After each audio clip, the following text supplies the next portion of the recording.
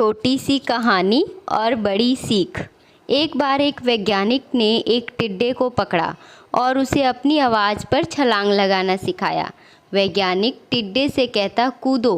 टिड्डा उसकी आवाज़ सुनते ही ज़ोर से छलांग लगा देता। अब वह वैज्ञानिक था तो प्रयोग तो करना बनता ही था।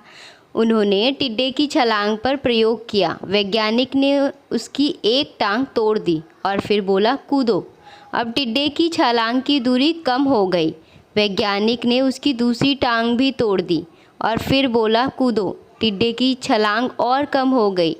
अब तोड़ी गई उसकी तीसरी टांग। फिर छलांग की दूरी और कम हो गई। एक एक बेचारे टिड्डे की सारी टांगें तोड़ दी गई। अब आखिरी टांग टूटने पर जब उससे कहा गया कूदो तो वह हिल भी नहीं पाया। अब वैज्ञानिक ने अपना निष्कर्ष अपनी डायरी में लिखा। जानते हो उसने क्या लिखा? जब टिड्डे की एक टांग तोड़ी गई तो वह थोड़ा बहरा हो गया। जब उसकी दूसरी टांग तोड़ी गई तो वो और बहरा हो गया। हर टांग टूटने के साथ वो और बहरा होता गया और सारी टांग टूटने के बाद वह बिल्कुल बहरा हो गया। अब ज़ोर ज़ोर से चिल्लाने का भी उस पर कोई असर नहीं हुआ।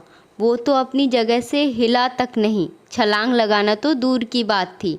इस कहानी को सुनकर सभी को ऐसा ही लग रहा है ना कि क्या मूर्ख वैज्ञानिक था, इतनी सीधी बात उसे समझ में नहीं आई। या कुछ लोग ये भी सोच रहे होंगे कि ये तो किसी बच्चे को भी पता है कि टिड्डे की छलांग उसकी टांग टूटने की वजह से कम होती जा रही थी, ना कि वो बहरा हो रहा था। हम सभी जीवन में कई बार ऐसे ही मूर्ख बन जाते हैं। कई बार जीवन में दो घटनाएं एक साथ ऐसे घटती है कि उनका एक दूसरे से कोई संबंध होता ही नहीं, फिर भी ऐसा लगता है कि गहरा संबंध है। कभी कभी दिखता कुछ और है लेकिन समझ कुछ और आता है और वास्तव में कुछ और होता है। इसलिए अगर पछताना नहीं है तो जीवन में जल्दबाजी में कोई निर्णय ना लें। हमेशा समझबूझ का इस्तेमाल करें, सावधानी बरतें, नतीजे सोच विचार कर ही निकालें।